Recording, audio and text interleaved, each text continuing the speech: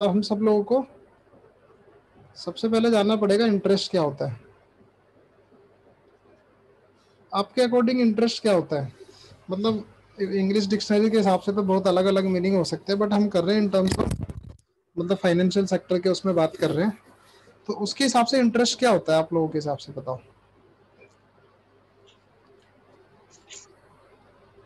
Anyone? कुछ पैसा लगाने पे कुछ एक्स्ट्रा जो पैसा वापस मिलता है उसको इंटरेस्ट कहते हैं। बेसिकली ब्याज, बेसिकली किसी भी ब्याज। चीज के ऊपर जो हाँ, लग रहा है। ठीक है, बिल्कुल ठीक है दोनों का। मतलब कुल मिला के जैसे कुछ आप मनी इन्वेस्ट कर रहे हो,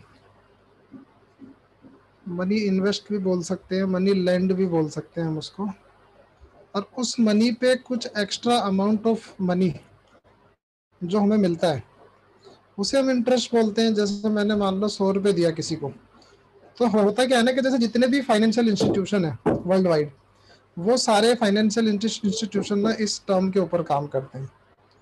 क्यों? इनकी कमाई क्या है, इनका रेवेन्यू जनरेशन या इनका प्रॉफिट बनाना, वो सब डिपेंड करता है इंटरेस्ट पे, कि इनका काम क्या होता है, एक साइड से पैसा उठाना और दूसरी साइड जाके उसको किसी को लेंड कर देना, अपना पैसा लगाना, इंटरेस्ट पे लगाना। तो ऑब्वियस है कि अगर ये 100 रुपये मान लो मैं मार्केट में इन्वेस्ट कर रहा हूँ, या किसी को लोन देता हूँ मैं, या कहीं बैंक में जाके स्टोर करता हूँ, तो होता क्या कि मुझे इस पर कुछ एडवांटेज चाहिए, तभी तो दे रहा हूँ मैं किसी सेकंड पर्सन को।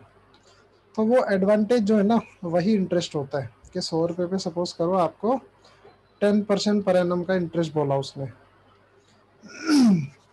तो 10% पर एनम का मतलब क्या हुआ कि 10 रुपये पर ईयर आपको जो है एज इंटरेस्ट मिल जाएगा। अगर आप 1 साल के लिए रखते हो तो 10 रुपये मिलता है, 2 साल के लिए रखते हो तो वो कितने रुपए मिलना है वो डिपेंड करता है किस चीज़ पे, कि आप सिंपल इंटरेस्ट चार्ज कर रहे हो कि कंपाउंड इंटरेस्ट चार्ज करते हो।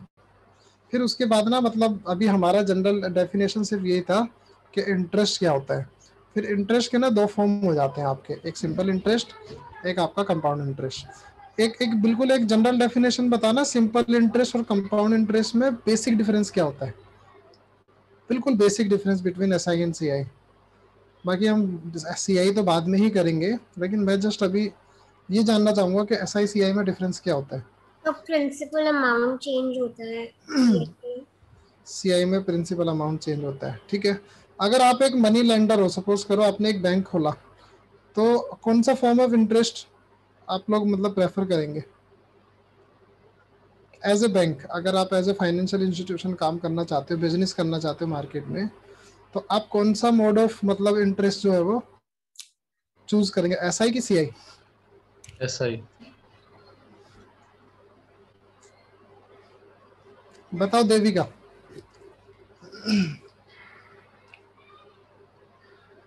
तो ऐसा ही चूज करें। ऐसा ही चूज करेंगे ना। और बताओ देविका, तुम बताओ शायदरी।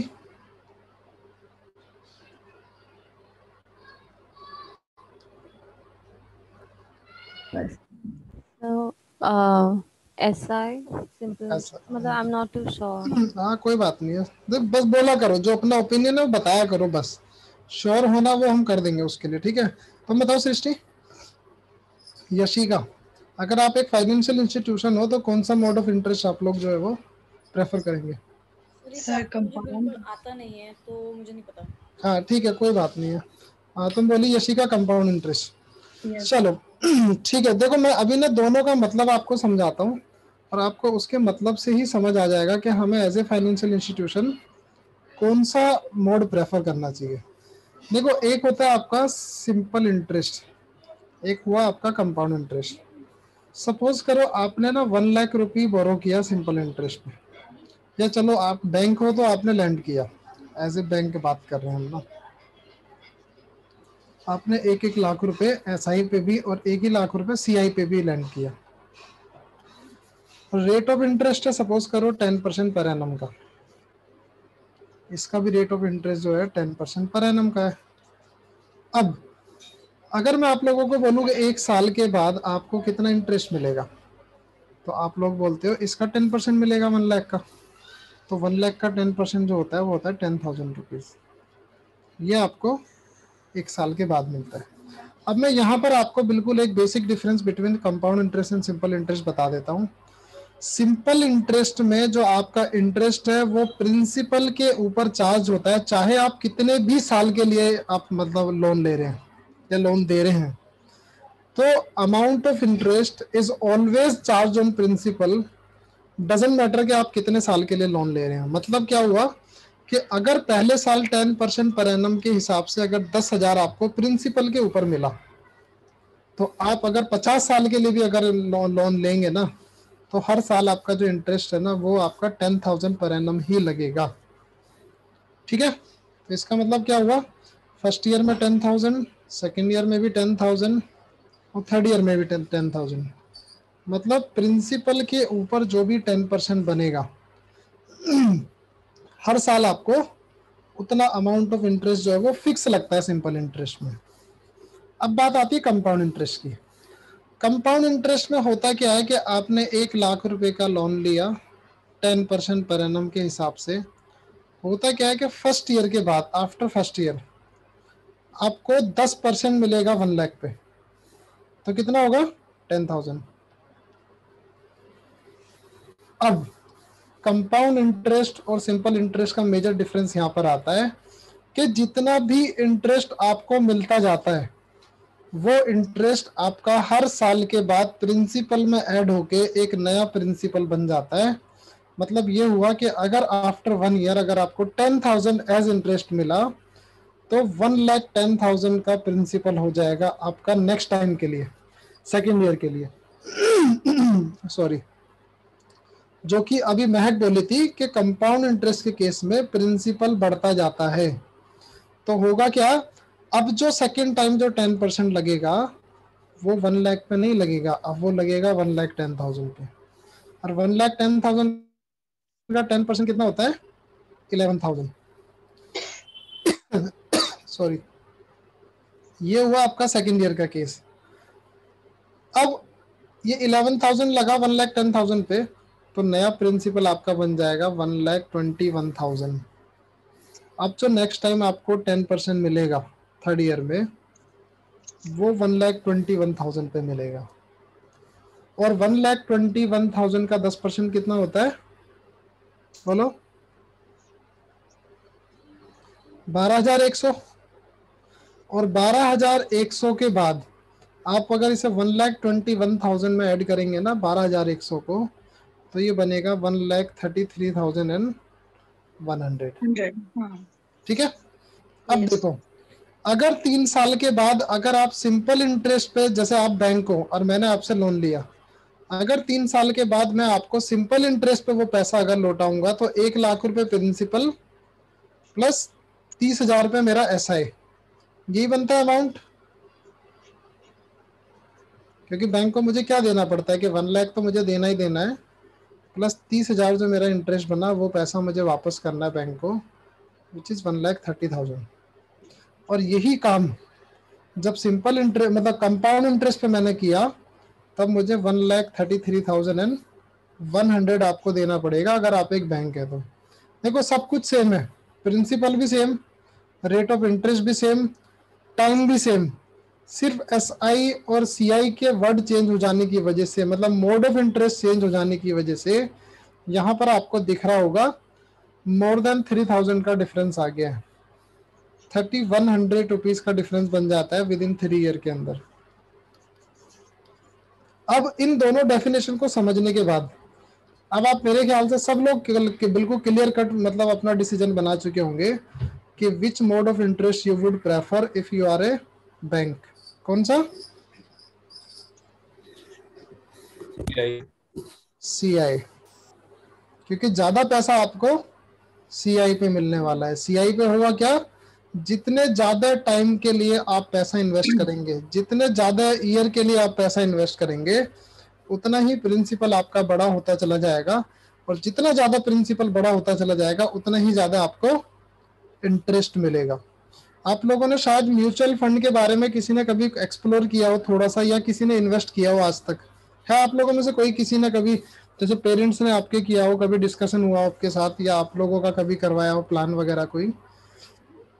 तो म्यूचुअल फंड वालों का ना एक जनरल फंडा क्या होता है कि म्यूचुअल फंड वाले बोलते हैं कि सर आप जितना ज़्यादा टाइम के लिए हमारे पास पैसा लगाएंगे, उतना बड़ा आपको रिटर्न मिलेगा। बोलते हैं ना ऐसा म्यूचुअल फंड वाले। आप लोग उनके पास कभी जाओ किसी प्लान के लिए बात करने के लिए, आप उनसे बोलोगे ना सर मेरा 5 साल का प्लान लगा दो, वो बात ही नहीं करते हैं 5 साल वाले। तो क्या ही होगा 5 साल में, 10 साल बोलोगे वो कहेंगे सर अगर आपको प्लान बनवाना है ना तो 20-25 साल का बनाओ, तब मिलेगा आपको A1 क्लास का रिटर्न बिल्कुल। तो उसकी वजह क्या है, वो बात करते हैं कंपाउंड इंटरेस्ट पे। वो जो इंटरेस्ट आपको देते हैं वो कंपाउंड इंटरेस्ट पे देते हैं। और होता क्या है ना कि जितने ज़्यादा साल होते जाएंगे उतना आपका डिपॉजिट किया हुआ जो प्रिंसिपल है ना वो बड़ा होता चला जाएगा, और जितना प्रिंसिपल बड़ा होगा उतना ही बड़ा आपको इंटरेस्ट मिलेगा और उतना ही बड़ा आपको फिर रिटर्न भी मिलता है। जैसे मैं एक एग्जांपल देता हूँ आप लोगों को। एक कैलकुलेशन मैं किया था कि अगर आप 10 लाख रुपीस अगर 10 साल के लिए वो करते हैं, लोन लेते हैं और 10 ईयर एट 10% पर एनम पे अगर आप लोन लेते हैं, तो 10 साल के बाद ये जो अमाउंट है ना, अगर आपका सिंपल इंटरेस्ट है तो ये कितना बनेगा बताना जरा भाई। हर साल 10,000 मिलेगा, 10% है ना, 10% सॉरी ये तो मैंने 10 लाख की बात की ना, हर साल 1 लाख मिलेगा, 1 लाख पर एनम।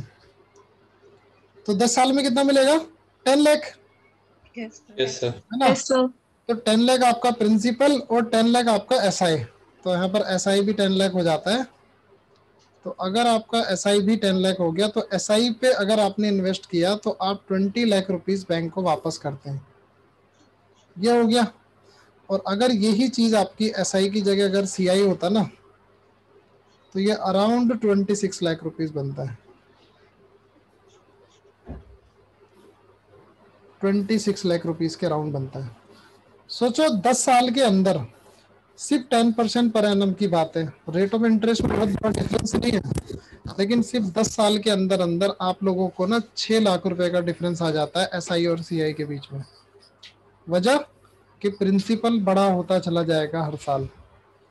और आप लोगों को सरप्राइज होगा कि अगर ये और 10 साल के लिए अगर लगा दिया जाता, अगर और 10 साल के लिए लगा दिया जाता तो ये SI पे जो है ना जहाँ 20 हुआ था ना उसमें 10 लाख और ऐड हो जाता, तो और 10 साल में कितना बनता है ये 30 लाख।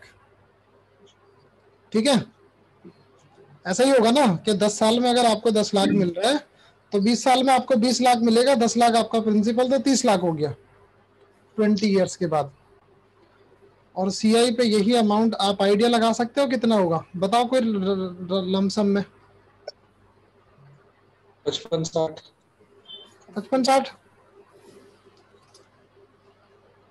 अप्रोक्स 67 लाख के आसपास हो गया था ये। सोचो कहाँ 10 से 26 हुआ, सिर्फ आपको 16 लाख रुपीस का यहाँ पर इंटरेस्ट मिला था, 16 लाख का इंटरेस्ट मिला था। आप ये सोचोगे यार यहाँ 16 का मिला था, अगली बार ज़्यादा से ज़्यादा 20 का मिल जाएगा, 25 का मिल जाएगा। लेकिन सोचो आप अगर 67 में से आप 26 अगर माइनस करो ना तो अगली बार आपको 41 लाख रुपीस का इंटरेस्ट मिल रहा है, थोड़ा बहुत भी नहीं। और जितना टाइम बढ़ता जाएगा, जितना टाइम ज़्यादा होता जाएगा उतना ही बड़े लेवल पे आपका जो है वो प्रिंसिपल इंक्रीज करता है CI पे। और इसीलिए कोई भी फाइनेंशियल इंस्टीट्यूशन प्रेफर करता है कि वो कंपाउंड इंटरेस्ट पे लोन लैंड करते हैं हमेशा। सिंपल इंटरेस्ट पे यूजुअली कोई फाइनेंशियल इंस्टीट्यूशन लोन देता नहीं है ना, क्योंकि सिंपल इंटरेस्ट पे सोचो कितना सिंपल है। अगर मान लो किसी बंदे ने लिया और कहाँ वो 20 साल के बाद अगर पैसा दे रहा है तो उसे 30 लाख रुपए देना है 10% पर एनम के हिसाब से, और कहाँ वो अगर इसी काम को CI पे कर रहा है तो उसको 67 लाख रुपीस देना है। तो अगर आप एक बैंक है तो आप 30 लाख लेना पसंद करेंगे कि 67? ऑब्वियस है 67। ठीक है, तो अगर बात की जाए कि फाइनेंशियल इंस्टीट्यूशन के पर्सपेक्टिव पे अगर बात की जाए तो आप जो है CI प्रेफर करते हैं। और अगर एज ए कस्टमर पर्सपेक्टिव से बात की जाए कि अगर हमें लोन लेना है तो हम क्या प्रेफर करेंगे, SI वाला मोड, सिंपल इंटरेस्ट वाला मोड, जहां पर आपका इंटरेस्ट जो है वो फिक्स होता है प्रिंसिपल पे। चाहे आप 100 साल के लिए आप लोन ले रहे हैं, चाहे आप 50 साल के लिए लोन ले रहे हैं, डजेंट मैटर। पहले साल जितना इंटरेस्ट होगा उतना ही इंटरेस्ट आपका हर साल लगता है प्रिंसिपल पे। हाँ, एक बात और जरूर है कि इसमें बहुत सारी चीजें होती हैं। अब मान लो ये बात जरूर है कि सपोज करो कि आपने 10 लाख रुपए लिया, 10 लाख में से आपका 1 लाख पर एनम वो बन रहा है, इंटरेस्ट बन रहा है, 1 लाख पर एनम का इंटरेस्ट बन रहा है।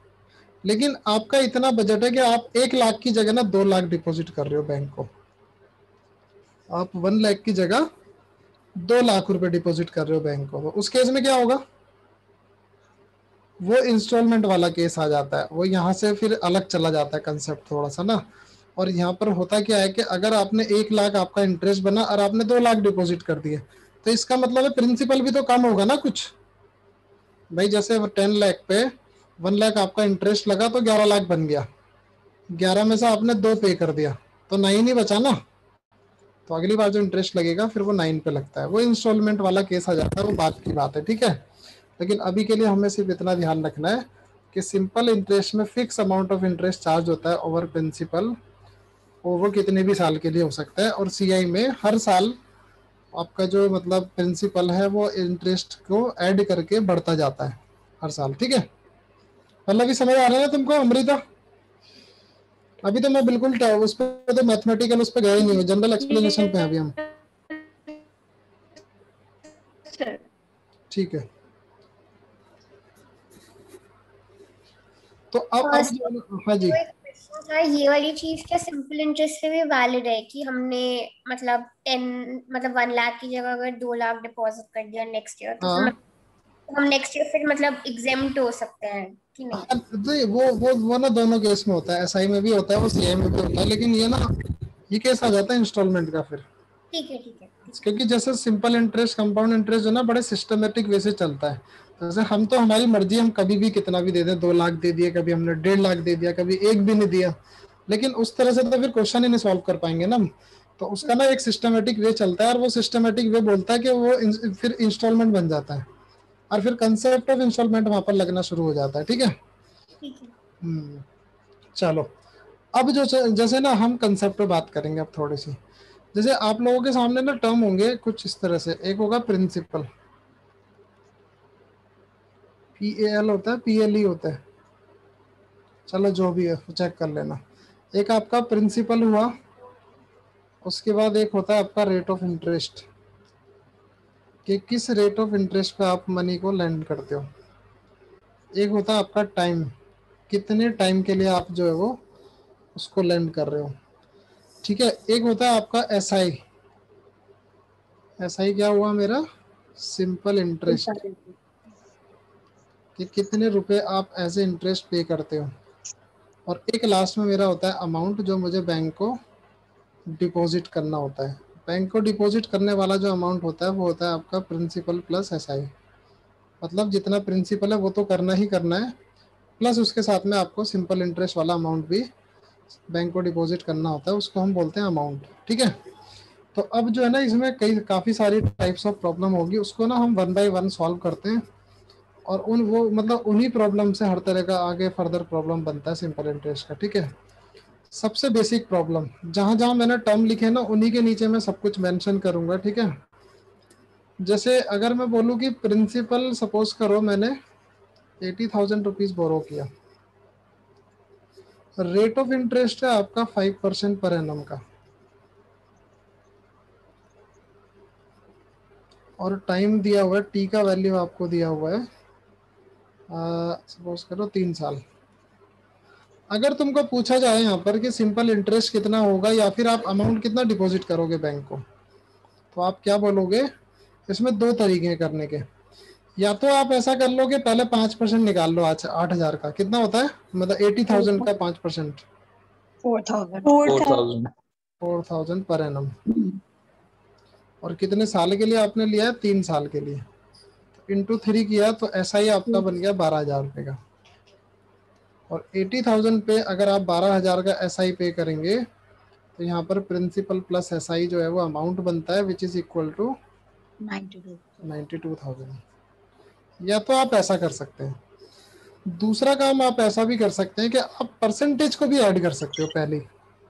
जैसे आपने बोला कि 5% पर एनम है, 5% पर एनम है मेरा और 3 साल के लिए, तो आप ये भी बोल सकते हो कि इन टोटल 15% इंटरेस्ट मिलेगा। 15% ऑफ प्रिंसिपल जो होगा वो ऐसा ही होगा आपका। तो यहाँ से 15% भी निकाल सकते हो। तो 15% ऑफ 80,000 कितना होगा? सेम आएगा 12,000 रुपये। और फिर से आप वही करोगे, 80,000 में अगर 12,000 ऐड करोगे तो आपका अमाउंट जो बनेगा वो बनेगा 92,000 का। ठीक है, ये क्लियर है? इजी है ना? कुछ नहीं करना है आपको। देखो इसी काम को जो है ना बुक में आपको PRT/100 करके दे देते हैं। अब P क्या है? प्रिंसिपल 80,000। R क्या? रेट ऑफ इंटरेस्ट 3 साल के लिए। मैंने बताया ना क्या 5 into 3 कर सकते हो आप, है ना? और इसी चीज को 100 में लिखते हैं। 5/100 into 3 साल के लिए। करो इसको सॉल्व। बन रहा है ना 12,000। इसको बोल देते हैं जी ये SI निकालने का फॉर्मूला है। फॉर्मूला जैसा कुछ रटना नहीं है हमको ना, ये सिंपल सी बात है। आपने 80,000 लिया, 5% पर एनम है 3 साल के लिए, तो 15% आपको इंटरेस्ट पे करना है। बस 15% ऑफ 80,000 निकाल दो और उसको प्रिंसिपल में ऐड करके उठा के बैंक को वापस दे दो। आपका क्वेश्चन सॉल्व हो गया यहीं पर। ठीक है, नेक्स्ट। उसके बाद अगर आपको बोला जाए कि सपोज करो आपने ना मतलब 1,20,000 बोरो किया, 1,20,000 बोरो किया और रेट ऑफ इंटरेस्ट है 5% पर एनम, बताओ सॉरी 8% पर एनम।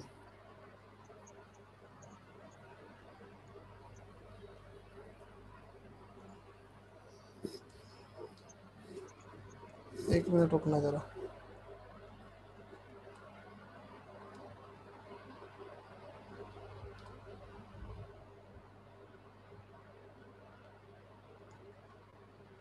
और बैंक को आप पे करते हो 1,48,800 रुपीज।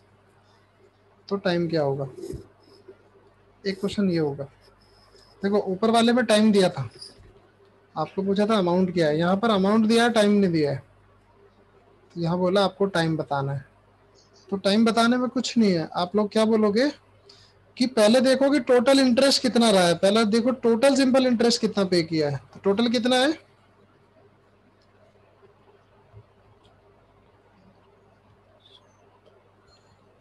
2,800 नहीं 28,800। 28,800। हाँ ठीक है, उसके बाद आप लोग ये देख सकते हो कि ये 28,800 जो है वो किस पे मिला होगा हमें? प्रिंसिपल पे। तो आप लोग ये देख सकते हो कि 28,800 जो है वो प्रिंसिपल का कितना परसेंट होता है आउट ऑफ 1,20,000 इंटू 100। सॉल्व करो और बताओ मुझे।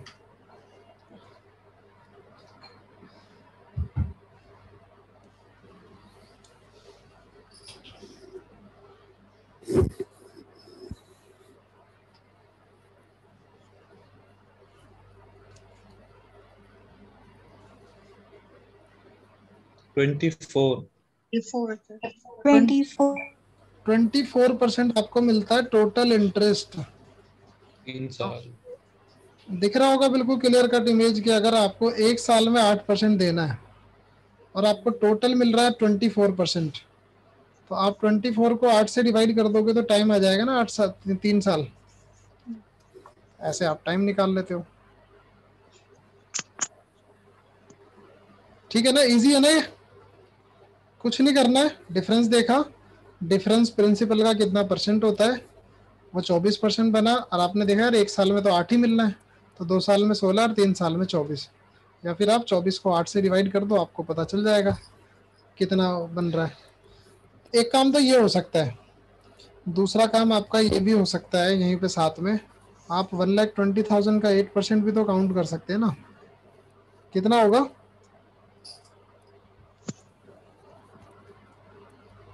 9,600। 9,600। तो आपको पता है कि 9,600 पर ईयर का सिंपल इंटरेस्ट बनता है और टोटल बन रहा है आपका 28,800। तो अगर आप 28,800 को 9600 से भी डिवाइड कर दो तो भी तो पता चल जाएगा ना कि 3 साल में मिलेगा इतना। तो आप कैसे भी कर सकते हैं, आप इंटरेस्ट वाले पार्ट से भी कर सकते हैं, आप यहाँ से भी कर सकते हैं कि 1 साल का आपको पता चला कि 9600 जाना है लेकिन जा रहा है 28,800, तो वो 3 टाइम्स होता है इसका सीधा सीधा। 3 टाइम्स का मतलब क्या है कि टाइम भी 3 टाइम्स रहा होगा, तो 3 साल। ठीक है, चलो आगे। मतलब मैं जो ये प्रॉब्लम्स आपको बता रहा हूँ ना, अगर आपको ये प्रॉब्लम्स अच्छे से समझ आ गई तो आपको किसी भी उसमें प्रॉब्लम होने वाला नहीं है सिंपल इंटरेस्ट के उसमें। सिर्फ आगे हमारा एप्लीकेशन पार्ट शुरू हो जाता है, लेकिन मेनली प्रॉब्लम सब इन्हीं से एसोसिएट होती है कहीं ना कहीं। अगर नहीं आ रहा हो तो बताना, डाउट वाउट। चलो उसके बाद नेक्स्ट है आपको बोला कि जैसे रेट ऑफ इंटरेस्ट जो है वो, रेट ऑफ इंटरेस्ट तुमको दे दिया सपोज करो 4% पर एनम, और यहाँ बोला तुमको कि 5 साल के लिए लिया है, t is equal to 5 years, और यहाँ तुमको बोला कि 14,400 रुपये आप एज SI पे करते हो। 14,400 रुपये आप SI की वैल्यू पे करते हो। तो आपको पूछ सकता है कि प्रिंसिपल कितना होगा और अमाउंट कितना होगा। यहाँ कुछ भी नहीं गिवन होगा दोनों में से, सिर्फ क्या गिवन है कि 4% पर एनम का रेट ऑफ इंटरेस्ट है 5 ईयर के लिए, और सिंपल इंटरेस्ट जो आप पे करते हो 5 साल के बाद 4% पर एनम पे, वो 14,400 रुपये। तो इन टोटल आपको बताना पड़ेगा प्रिंसिपल क्या होगा, प्रिंसिपल में ऐड करके SI आप अमाउंट निकाल लोगे। तो सबसे पहला काम है प्रिंसिपल निकालना। देखो आपको पता है कि आप रेट हमेशा प्रिंसिपल पे काउंट करते हो, तो प्रिंसिपल तो 100% होगा, है ना, क्योंकि जिस भी ओरिजिनल पे या जिस भी होल पे हम काउंट करते हैं उसी को तो हम प्रिंसिपल बोलते हैं ना, ओरिजिनल वैल्यू उसी को तो बोलते हैं। तो आपको पता है कि अगर 4% पर एनम मिलता है, तो अगर मैं SI की बात करूं, अब बोलोगे 4% पर एनम मिल रहा है 5 साल के लिए मिल रहा है, और वो आपका 14,400 के बराबर है ना।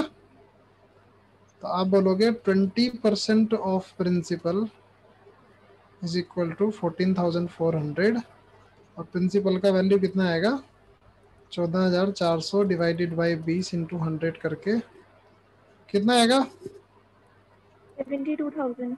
72,000। कुछ नहीं करना था यहाँ, बस यहाँ पर आपको बस ये रखना था कि 4% पर एनम में तो 5 साल में 20% का इंटरेस्ट पे करोगे आप, और 5 साल में 20% जो इंटरेस्ट पे कर रहे हो ना वो इक्वल टू 14,400 के बराबर है। बस उससे 100% निकाल दोगे तो 72,000 का आपका प्रिंसिपल आ गया, और इसमें प्रिंसिपल प्लस SI करके अमाउंट आ जाता है। तो 72,000 प्लस 14,400 कितना आएगा, तो this would be your amount. ठीक है, इजी है ये। सर तो मतलब आपने फिर 4% अपना रेट को प्रिंसिपल पे पहले फाइंड करा था, फिर इनटू टाइम से मल्टीप्लाई करके फिर ऐसे करा था। हाँ, मतलब अगर इसी को आप PRT की फॉर्म में देखते हो अगर, तो देखो यहाँ प्रिंसिपल तो आपको पता नहीं है, रेट ऑफ इंटरेस्ट पता है 4% 5 साल के लिए, यही परसेंटेज में है ना। तो वही बन गया ना कि 20% of P is equal to 14,400। बस क्या होता है ना, यहाँ पर हम थोड़ा सा इसको फॉर्मूले के वे में देख के चलते हैं ना, तो थोड़ा सा ना रोबोटिक हो जाता है, ये हमें समझ नहीं आता हम कर क्या रहे हैं। बस हमें फॉर्मूला पता है, उसमें वैल्यू रखो, सॉल्व करो, निकल जाओ। गलती कहाँ होगी या फिर कहाँ प्रॉब्लम है क्वेश्चन में, कई बार डेटा इनएडिक्वेट भी आंसर होता है, कई बार आप लोगों का जो है वो क्या कहते हैं कैन नॉट बी डिटरमाइंड भी आंसर होता है। तो वहां पर हम लोग ना इस फॉर्मूले से नहीं पता लगा पाते हैं कि चल क्या रहा है, बस सॉल्व करना है हमें उठा के। ठीक है, तो यही चीज को आप लॉजिकली समझोगे चल क्या रहा है। चल ये रहा है कि 4% पर एनम से 5 साल के लिए ले रहे हो, तो बिल्कुल मतलब प्रैक्टिकली सोचो, आपने बैंक से लोन लिया, बैंक ने बोला कि 4% पर एनम देना पड़ेगा, आप एग्री करें कि ठीक है अभी देंगे। 5 साल के बाद तुम खुद अज्यूम करोगे यार मुझे ना 20% इंटरेस्ट पे करना है प्रिंसिपल का, बैंक ने स्टेटमेंट भेजा, आपको मैसेज भेजा कि आपके 14,400 रुपये एज इंटरेस्ट हो गया। तो आप अगर किसी को नहीं भी पता है कि अब प्रिंसिपल क्या होगा, मान लो तुमने लोन लिया, मुझे पता चला कि मुझे के देविका के फोन में मैसेज आया कि 14,400 रुपये का लोन, उस मतलब उस 14,400 का सिंपल इंटरेस्ट पे करना है उसको, और क्या कहते हैं 4% पर एनम का रेट ऑफ इंटरेस्ट था और 5 साल तक। तो मैं उससे कैलकुलेट करके बता सकता हूँ कि तुमने कितना मतलब लोन पे पैसा लिया होगा। ठीक है, वही बताना था यहाँ पर। ठीक एक ये हो गया आपका।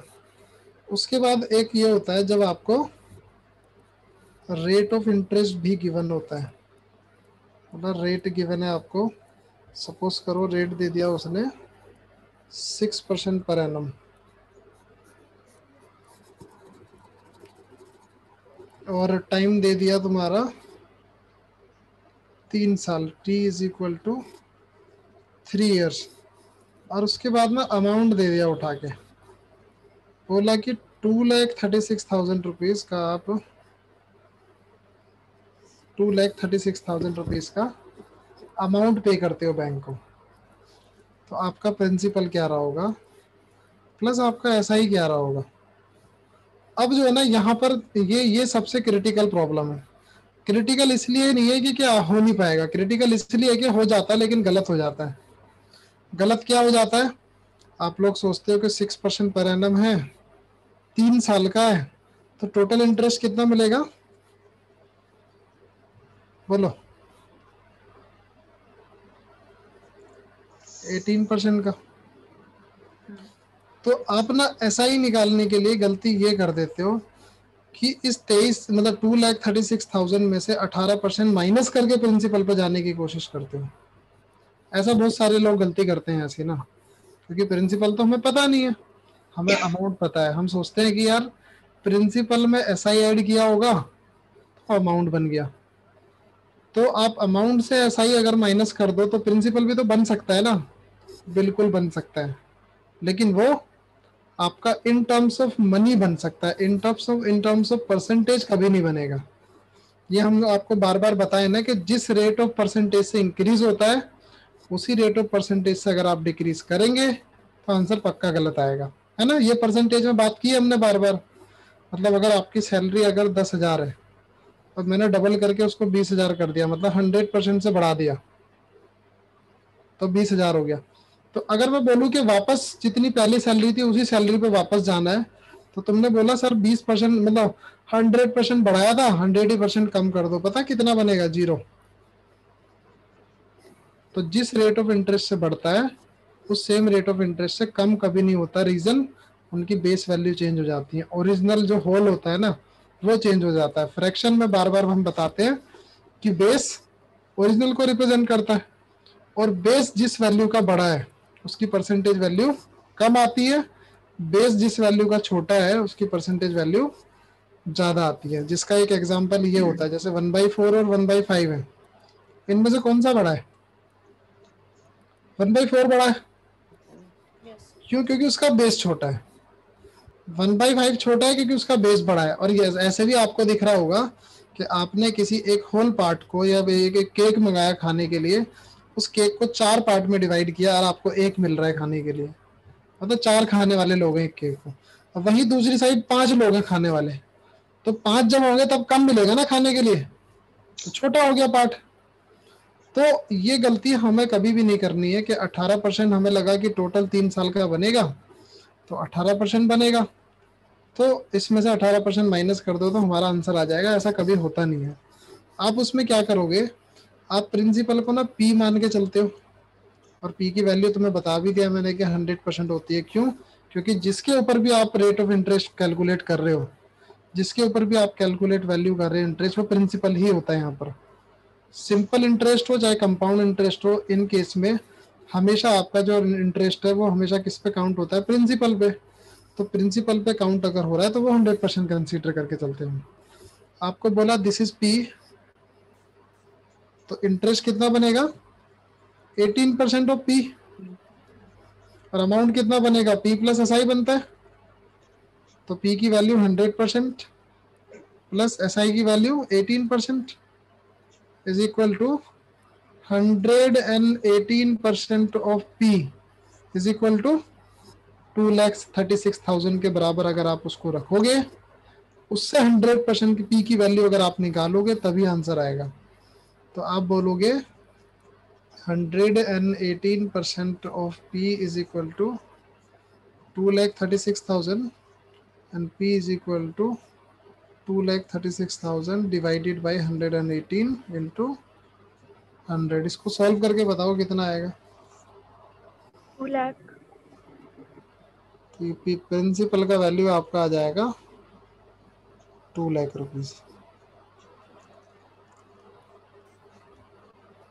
2 लाख रुपीज। और अगर आप 2,36,000 से 18% माइनस करते तो ये पक्का 2 लाख से कम हो जाता और आंसर पक्का गलत आना था।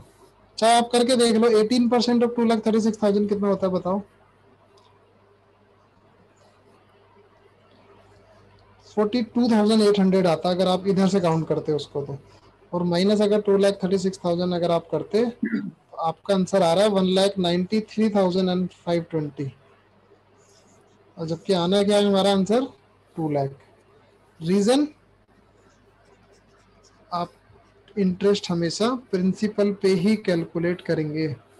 और ये वो चीज़ है जो मैंने आप लोगों को परसेंटेज की 3 प्रॉब्लम्स बताई थी, और उन 3 प्रॉब्लम्स में मैंने बोला था आपको कि इनको बड़ा ध्यान से आपको समझना पड़ेगा, और इन्हीं प्रॉब्लम पे कहीं ना कहीं आगे सारी एप्लीकेशन बेस्ड होती हैं। और कहाँ गलती होना है कहाँ नहीं होना है वो उन 3 प्रॉब्लम पे डिपेंड करता है। ठीक है, अभी सर तक आप एक बार ये समझा देंगे जो आपने किया है 100% plus 18% equals to 118% of P। मतलब जैसे प्रिंसिपल अगर P है सपोज करो, ठीक है, तो यहाँ पर हम बोलते हैं कि इसको 18% मिल रहा है ना 3 साल का, हाँ तो 18% ऑफ P हो गया। फिर ये होता है कि प्रिंसिपल प्लस SI करके अमाउंट बनता है ना, हाँ तो ये 100% प्लस 18% होगा ना। अच्छा अगर ठीक है। तुमको बोला जाए P प्लस 18% ऑफ P तो ये कितना बनेगा, तो 118% ऑफ P बनेगा ना। हाँ सर ओके सर तो ठीक दिस है। इज इक्वल टू 22,36,000, और उससे आप P का वैल्यू निकाल देते हो। ठीक है, चलो अगर मैं तुम, हाँ जी बताओ। सर मैंने कैसे करा था कि PRT अपॉन में 100 plus P is equal to amount कर दिया, फिर P को X ले लिया एंड देन सॉल्व कर दिया। तो सर हाँ उससे कभी गलत नहीं होगा ना? नहीं भाई, वो फॉर्मूला है तो गलत क्यों होगा उससे। ठीक है सर। हाँ बस, ठीक है। देखो हम है वही चीज जो तुम कर रही हो ना, P प्लस PRT अपॉन 100। अब देखो PRT तुमको पता है क्या होता है, PRT इज SI है ना, और P इज प्रिंसिपल। तो हम भी तो यहाँ वही कर रहे हैं जैसे P प्लस SI तो कर रहे हैं, बस उसी को फॉर्मूले की फॉर्म में अगर लिखोगे तो गलत तो नहीं होगा वो। ठीक है, चलो अब अगर मैं तुमको बोलूं कि आप लोगों ने 1 लाख रुपीज बोरो किया एज प्रिंसिपल, अब मैं जिससे पूछूंगा ना वही बताएगा इस क्वेश्चन को, और आपने इसको 1,20,000 रुपीज रिटर्न किया बैंक को, तो अगर मैं आपको पूछूं कि रेट ऑफ इंटरेस्ट क्या होगा, तो ये वो लोग बताएंगे जिसका मैं खुद पूछूंगा। आप लोग सॉल्व कर लो, you have 1 minute to solve this question.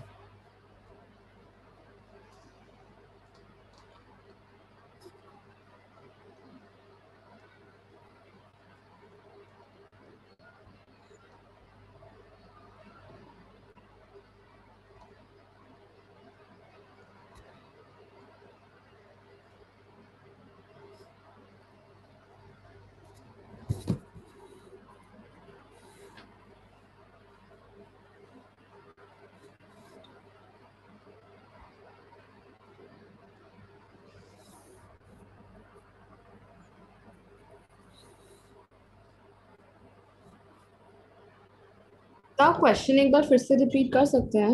मेरा इंटरनेट खराब हो गया था। मतलब principal borrowed was 1 lakh and जो आपने अमाउंट बैंक को रिटर्न किया वो 1,20,000 है, तो रेट ऑफ इंटरेस्ट बताना क्या होगा।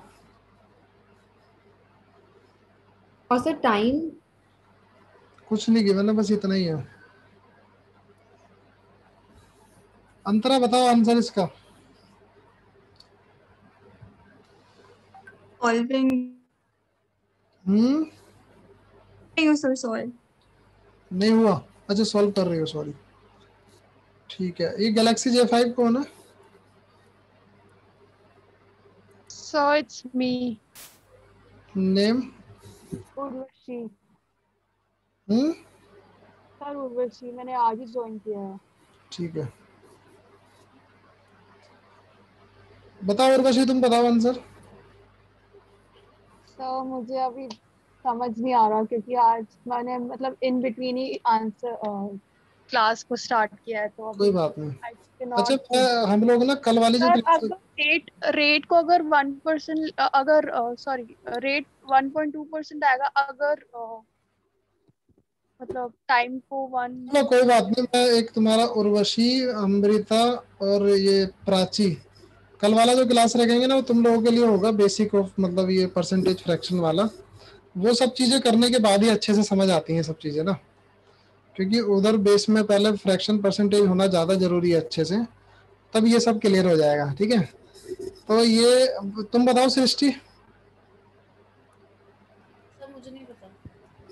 ठीक है, यशिका बताओ।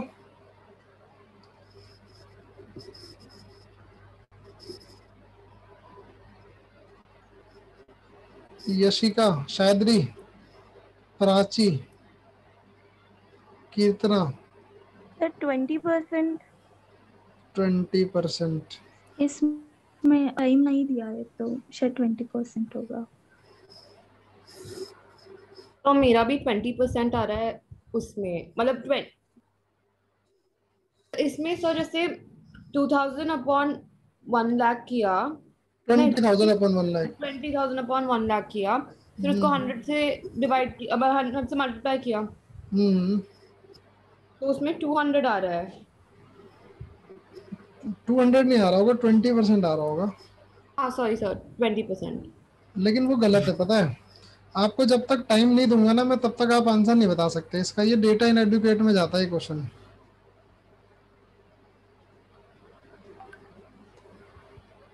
You know why? क्योंकि ऐसा जरूरी नहीं है कि वो प्रिंसिपल जो है 1 साल के लिए लैंड किया गया हो। ऐसा भी हो सकता है कि आपने 1 डे के लिए ही लोन लिया हो। मैं पता है बैंक टू बैंक लोन ना 1 डे के भी होते हैं और ओवरनाइट लोन भी होते हैं। आप लोगों में से शायद अगर किसी ने इकोनॉमिक्स पढ़ी हो या कोई कॉमर्स बैकग्राउंड से रहा हो तो शायद वहाँ पर आप लोगों ने पढ़ा होगा इनके मॉनेटरी पॉलिसी वगैरह के बारे में, बैंकिंग सेक्टर के बारे में। तो वहाँ पर ना ओवरनाइट के भी लोन होते हैं, मतलब आपके 1 डे के भी लोन होते हैं, 3 डेज के लोन होते हैं, 1 मंथ के लोन होते हैं। तो यहाँ पर आप लोगों को 1 लाख लिया और 1,20,000 वापस किया। आपको ये तो पता ही नहीं है कि 1 साल में किया, कि 1 दिन में किया वापस, कि 1 घंटे में किया, कि 1 महीने में किया। तो जब तक हमें यहाँ पर टाइम नहीं पता होगा ना तब तक हम इस क्वेश्चन को नहीं सॉल्व कर पाएंगे। और उस केस में ये ऐसा नहीं है कि क्वेश्चन सॉल्व नहीं हो पाएगा, होएगा सॉल्व। इसीलिए आंसर डेटा इनएडिक्वेट है। आप लोग इसमें कंफ्यूज होते हो, जैसे कांट बी डिटरमाइन और डेटा इनएडिक्वेट ना 2 अलग चीजें होती हैं। डेटा इनएडिक्वेट का मतलब होता है कि अगर आपने जितना भी डेटा दिया हुआ है एग्जिस्टिंग डेटा में, अगर आप थोड़ा सा और डेटा अगर हमें दे देंगे तो वी कैन सॉल्व इट। तो वो हो जाता है आपका डेटा इनएडिक्वेट। जैसा कि यहाँ पर इस क्वेश्चन में है कि अगर आपको टाइम भी दे दिया होता, तो आप उस क्वेश्चन को सॉल्व कर लेते। और कांट बी डिटरमाइन में सीधा सीधा होता है कि the data you have given is not possible to solve in any case. कि जिस तरह का आप स्टेटमेंट देके अगर आप आंसर पूछ रहे हैं वो किसी भी तरह से सॉल्व नहीं हो सकता। कि आप चाहे एडिशनल इन्फॉर्मेशन दे दो, चाहे कुछ भी दे दो, वो नहीं सॉल्व होगा। ठीक है, तो ये जो मैंने क्वेश्चन जानबूझ के डाला था इंटेंशनली कि वहाँ पर जो आंसर है आपका वो डेटा इनएडुकेट वाले क्वेश्चन में जाता है। आप लोगों को जो टारगेट है आप लोगों के सामने, आपकी प्रिपरेशन का सबसे बड़ा टारगेट यही है कि जिस दिन आप लोग ये पहचानना शुरू कर गए कि कौन सा क्वेश्चन डेटा इनएडुकेट अगर और कैंट बी डिटरमाइंड है, उस दिन समझो आपको चीजें समझ आने लगी हैं। और उस दिन मतलब खुश होना, मतलब मैं तो बहुत खुश होता हूँ अगर ऐसा होने लगता है ना, आप लोग ये सब चीजें जब पहचानने लगते हैं तो मैं तो बहुत खुश होता हूँ कि मतलब अब आप एक ऐसे लेवल की प्रिपरेशन पे हो कि वहाँ आगे चीजें आपको दिखने लगी है कि मेरे लिए इतनी इन्फॉर्मेशन सफिशिएंट है कि नहीं है। चलो खैर, ये जो ऊपर मैंने 3-4 प्रॉब्लम बताई हैं इसमें किसी भी एक में किसी को डाउट हो तो वो बताओ। बाकी ये सब चीजें तो डेटा इनएडिक्वेट वगैरह क्वेश्चन सॉल्व कर करके आ ही जाएंगे आप लोगों को, कोई दिक्कत नहीं है। अभी तक उसमें कोई दिक्कत आई हो तो बताओ मुझे, किसी को भी।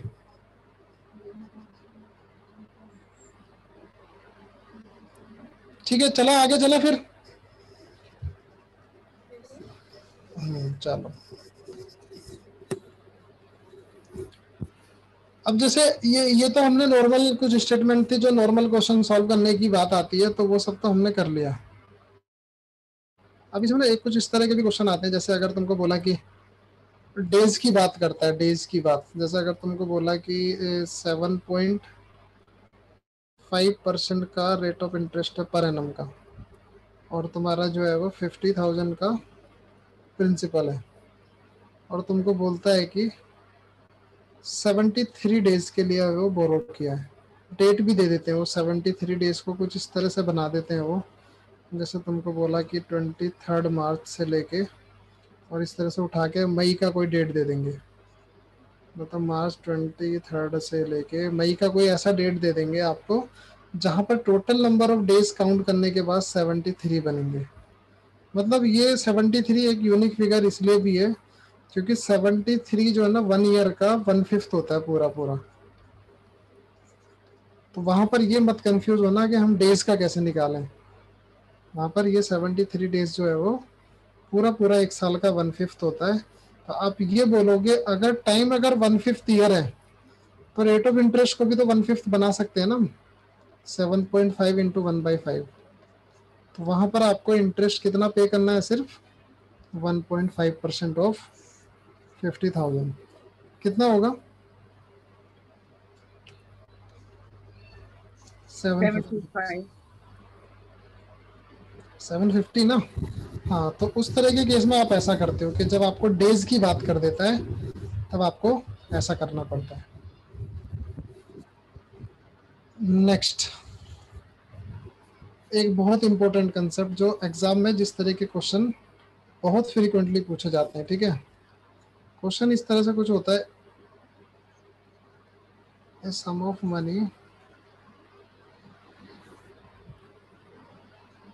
और सर अगर मंथ्स का दिया है तो डिवाइड बाय 12 कर देंगे। बताओ कितना मंथ? मतलब 2 मंथ्स बोले तो या फिर उसको डेज में करके जो भी अगर मंथ्स का गिवन है तो पूरे साल का निकाल के, तो जैसे 2 मंथ है ना, उसको 12 से डिवाइड करके साल बन जाएगा 1/6 ईयर। हाँ वही। तो जो भी साल का इंटरेस्ट बनेगा ना उसका 1/6 कर दोगे। ठीक है, तो बोलता है जैसे a sum of money double itself in 8 years at simple interest. What is the rate of interest? What is the rate of interest? मतलब एक सम ऑफ मनी की बात कर रहा है, मतलब प्रिंसिपल की बात कर रहा है कि एक प्रिंसिपल सिंपल इंटरेस्ट पे 8 साल में डबल हो जाता है, तो रेट ऑफ इंटरेस्ट क्या रहा होगा? तो आप लोग उस केस में क्या करते हो, आप लोग बोलोगे कि प्रिंसिपल हमने किया कि 100% रहा होगा, और 8 साल के बाद इन 8 इयर्स ये प्रिंसिपल जो है वो कितना बन गया? डबल हो गया, मतलब 200% बन गया। ठीक है, और 200% बनने का मतलब है यहाँ पर एसआई कितना रहा होगा? 100%। भाई 100% प्रिंसिपल में 100% एसआई ऐड करोगे तभी तो 200% बनेगा ना, बोलो। तो आपको पूछा है कि रेट ऑफ इंटरेस्ट क्या होगा, आप बोलोगे कि अगर 100% का एसआई आपको 8 साल में मिलता है तो आप इसको 8 से डिवाइड कर दोगे, तो आप बोलोगे कि 12.5% पर एनम का रेट ऑफ इंटरेस्ट होगा वहां पर। ठीक है, इस तरह के क्वेश्चन बहुत फ्रीक्वेंटली पूछे जाते हैं एग्जाम्स में कि वहां आया नहीं समझ। अच्छा ठीक है, जैसे क्वेश्चन का लैंग्वेज समझ आ रहा है क्या बोल रहा है ये? Sum of money double itself in 8 years, मतलब जितना भी मनी सिंपल इंटरेस्ट पे इन्वेस्ट किया या जितना भी मनी लोन पे दिया जो प्रिंसिपल था वो 8 साल में डबल हो जाता है। सिंपल इंटरेस्ट लगने के बाद। तो what is the rate of interest? तो आप ये बोलोगे कि जितना भी वो प्रिंसिपल रहा होगा वो डबल हो रहा है उससे। और डबल होने का मतलब क्या है कि अगर 100% प्रिंसिपल है तो 100% एसआई होगा, तभी तो डबल होगा ना, प्रिंसिपल प्लस एसआई, है ना? बताओ। Yes sir. तो अगर मुझे 100% का एसआई अगर 8 साल में मिलता है तो 1 साल में कितना मिलेगा? वही तो रेट ऑफ इंटरेस्ट होता है ना। तो मैं क्या करूंगा, इस 100 को 8 से डिवाइड कर दूंगा, मैं बता दूंगा कि 12.5% पर एनम का रेट ऑफ इंटरेस्ट है वहां पर। ठीक है, अब क्लियर है ये? Yes sir. चलो, अगर सर तुमको मुझे सर कल से मेरा इसी टॉपिक पे थोड़ा एक मतलब बेसिक अगर क्लास मिल जाएगा मुझे तो हाँ, उर्वशी में बताया ना, कल को हम एक क्लास जो है ना फ्रैक्शन एंड परसेंटेज की पहले रखेंगे, इस पे तो बाद में रखा जाएगा। तुम लोगों को थोड़ा इसका दिक्कत अभी इसलिए है कि आप लोग फ्रैक्शन परसेंटेज पढ़े नहीं हो। जब वो पढ़ लोगे ना तो ये सब समझ आने लगेगा फिर। ठीक है, तो हम लोग अब ऐसा करने वाले हैं कि जैसे, चलो मैं बाद में बताऊंगा क्लास के लास्ट में वो सब चीजें। क्वेश्चन है कि ए सम ऑफ मनी ट्रिपल, अब ट्रिपल की बात आ गई। Triple itself in 15 years, what is the rate of interest?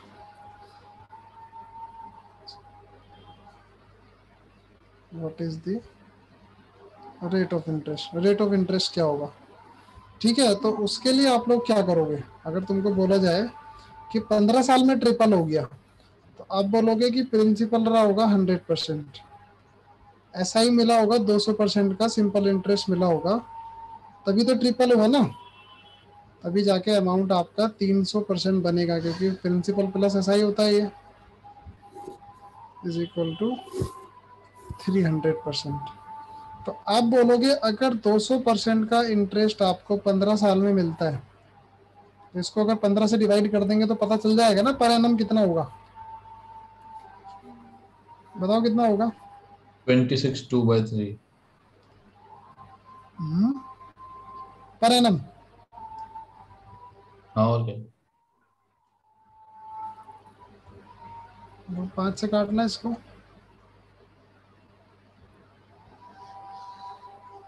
40 और ये 3 हो जाएगा, 13 2/3। एक मिनट से 13 1/3 बनेगा ना। हाँ 13/3। 13 हाँ, मैं बोला इतना तो बन ही नहीं सकता 26 तो।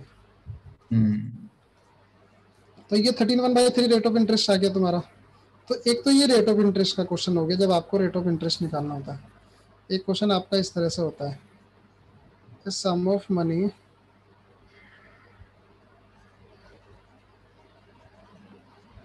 doubles itself in 5 years at simple interest। अब पूछता है कि in how many years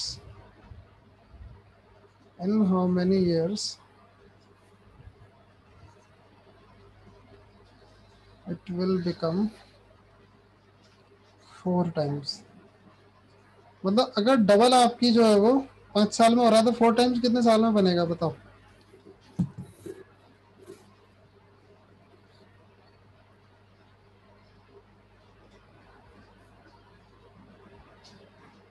पंद्रह साल में। बाकी लोग बताओ। अगर डबल होने में उसको 5 साल लगता है तो 4 टाइम्स होने में कितना साल लगेगा?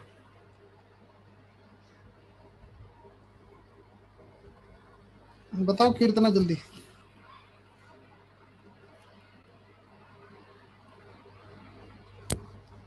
देविका बताओ।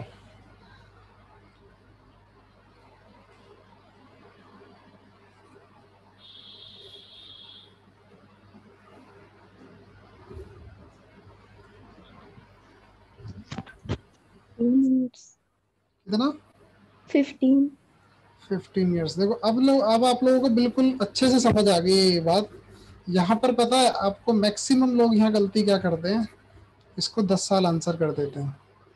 और 10 साल करने की वजह क्या होती है, वो सोचते हैं यार डबल अगर 5 साल में हो रहा है तो डबल का डबल करेंगे, मतलब 4 टाइम्स अगर करेंगे तो 10 साल हो जाएगा। लेकिन ऐसा नहीं होता है, वो भी आप ऐसे ही करते हो। आप बोलोगे कि प्रिंसिपल अगर आपका 100% होगा तो डबल होने का मतलब ये है कि ऐसा ही आपको 100% मिलेगा, तब जाके अमाउंट आपका डबल होगा और वो होगा 200% का। तो आपने बोला 200% हो गया। और अगर 100% SI आपको 5 साल में मिलता है, इससे तुमको ये पता चला कि 100% का SI आपको 5 साल में मिलता है। अब आपको पूछा है कि 4 टाइम्स कितने साल में बनेगा, तो आपको पता है 4 टाइम्स का मतलब होता है 400% कितने साल में बनेगा। प्रिंसिपल चेंज थोड़ी होता है, प्रिंसिपल तो 100 ही रहता है। तो प्रिंसिपल इज 100%, अमाउंट इज 400%, तो आपको चाहिए 300% SI चाहिए आपको। अब आप बोलोगे कि अगर 100% SI आपको 5 साल में मिलता है तो 300% का SI कितने साल में मिलेगा, 15 साल में। तो जो दोनों आंसर आए हैं आर्यन और कीर्तना की साइड से, वो 15 साल वाले दोनों करेक्ट हैं। तो यहाँ पर आंसर 10 नहीं होता है, यहाँ पर आंसर 15 होता है आपका।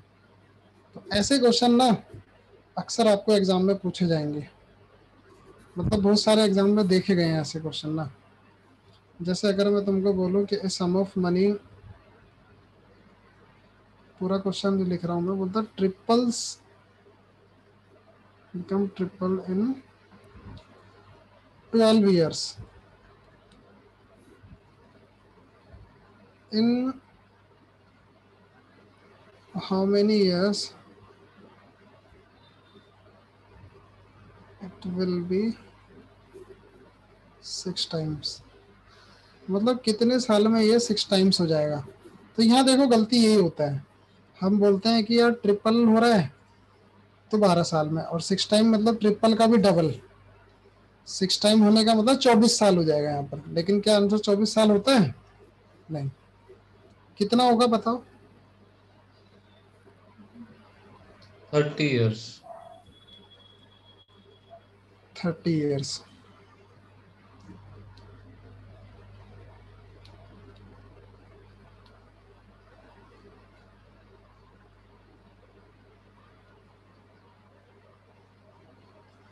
चलो, जैसे आप ऐसे बोलते हैं ना कि प्रिंसिपल अगर आपका 100 था तो ऐसा ही आपको मिला 200, तब जाके अमाउंट आपका बनेगा 300, तभी तो ट्रिपल होगा ना। तो आपको पता चला कि 200 का SI आपको मिल रहा है 12 साल में, 12 ईयर्स में।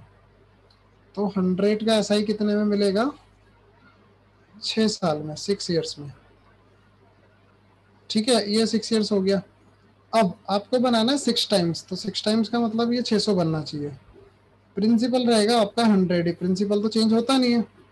आपको बनाना 600, मतलब आपको 500 का SI चाहिए। अब अगर आपको 100 का SI अगर 6 साल में मिलता है तो 100 को 500 बनाने के लिए इंटू 5, तो यहाँ भी आप इंटू 5 करेंगे और बोलेंगे 30 साल में वो जो है वो 6 टाइम तक पहुंचेगा। ठीक है, ये इतनी शांति कहाँ छा गई है, मतलब अब ज्यादा हो गया क्या, बता दो, आगे बाद में कर लेंगे दोबारा बाकी का। बोलो जल्दी। चलो अभी के लिए, आज के लिए बस इतना रखते हैं। इसके बाद वो सेकंड वाली क्लास जब करेंगे तो उसमें बात करेंगे। आप लोगों का क्या कहते हैं, ये न्यू वाले स्टूडेंट जो है ना, अभी पीछे कुछ ये कंसर्न चला था लोगों